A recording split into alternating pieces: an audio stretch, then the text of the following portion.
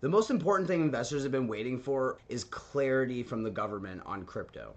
Because for the past 5 to 7 years, anytime anyone's like, is this okay for us to do? Is what we're doing as a company legal? The SEC would just be like, I don't know. So these companies would just go about developing, and then the SEC would show up with their lawyers like, go.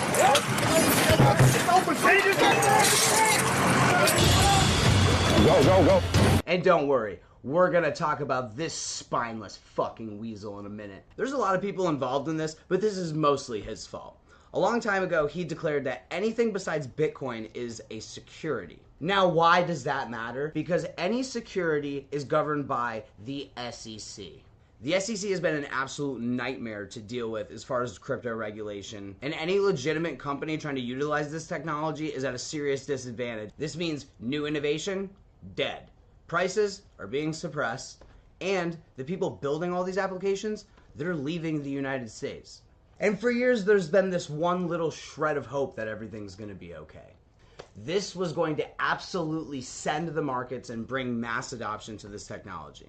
This was the Clarity Act. January 15th was the day. Everyone in crypto was waiting, DC was ready, and it seemed like even the government was on board. This bill was finally going to end the turf war between the SEC and the CFTC. The reason this was such a big deal is because it introduced the idea of a mature blockchain. Okay, the simple version is if a network can prove that it's actually decentralized or not controlled by one entity, then and no single company is controlling the strings, then it can be labeled as a digital commodity and not a security. What this means is crypto would no longer be classified as a security and no longer governed by the SEC. Now, this guy, Tim Scott, he's the chairman for the Senate Banking Committee, and he has been working on this bill for months. The White House wanted it, crypto wanted it, institutions wanted it, everything was ready to go. And of course, 3 days later, before the vote, Mr. Scott's office dropped a 278-page amendment to the bill. Now, in Washington, they call this a manager amendment. Really what it is it's meant to address typos, shorten language, clarify some things, just make it easier for everyone to read. That is not what this was. Because when all of the lawyers for Kraken and Coinbase and all of the other people involved actually sat down and read the pages, I mean, let's be real. Who is going to sit down and read 278 pages? Let's just slide that in there. They'll be fine.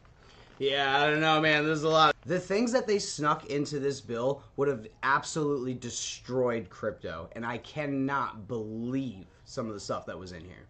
The first thing is they tried to ban tokenized equities. I know, sounds super boring, but bear with me, it's a big deal. Tokenized equities are part of the real world assets narrative, or RWA coins. They're doing stuff like tokenizing stocks, bonds, and real estate on the blockchain. Projects that we've already talked about here on the channel, HBAR and Ondo, are really big into this narrative and show huge potential. And why does this even matter? Because tokenized markets make things more transparent and fair for everybody. They're faster, cheaper, and there's no middleman involved. Coinbase was literally in the process of launching its own tokenized stock market, and the amendment said you cannot trade a token that represents a security on the blockchain. But the thing is, this really wasn't even the worst part. We're going to talk about stablecoins for a second, and why banks hate stablecoins. You know why banks hate stablecoins? Because you can earn 4 to 5% just by holding US dollar coin on many exchanges. But the banks want you to hold your money in an account that's getting 0.01% interest so they can lend out your money and make money off of it instead of you. They want your money and they don't want any competition. So what did this amendment try to do? Ban yield on stablecoins everywhere. And if that wasn't already bad enough, they went after DeFi. But not so much in a direct way. Mainly, they were going to require people to KYC before even using DeFi platforms. So basically just centralized finance. And the craziest part, they tried to push this through so fast, really just hoping that no one was going to take the time to read it. And love him or hate him, the real hero of the story was Brian Armstrong. Or at least his lawyers. They sat down, read through all of this, and publicly explained on Twitter and everybody what was wrong with the bill and what was actually inside it and what that meant for the crypto industry. And when Coinbase talks, people listen.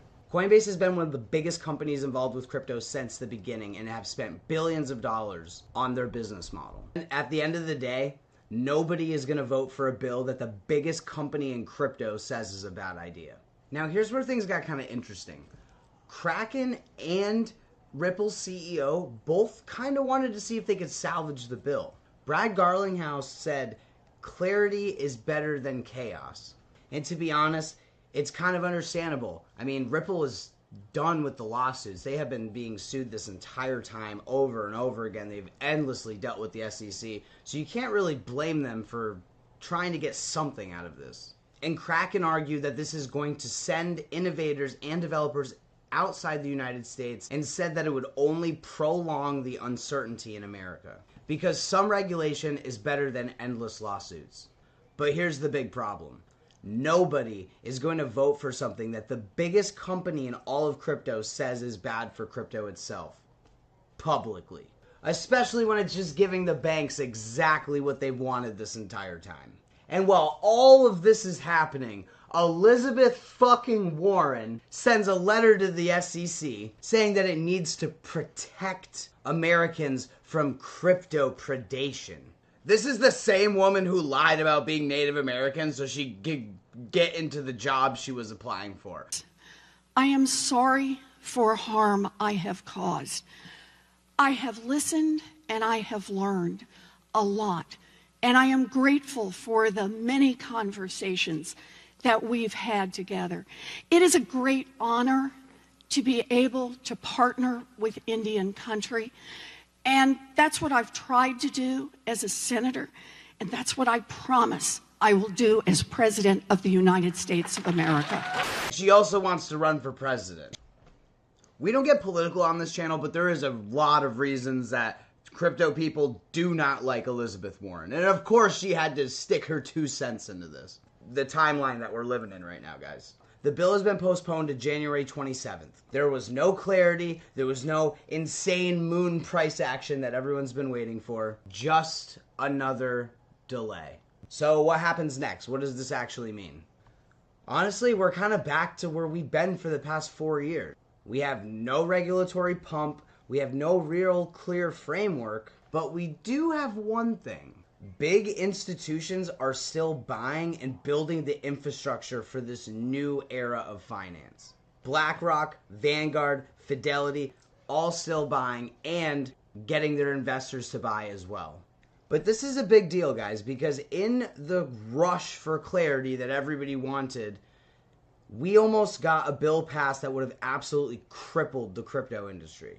But the good news is that somebody caught it. Actually, a few people caught it. And although there is another meeting on January 27th, this issue is still very divided. We might not actually see real clarity until 2027 now.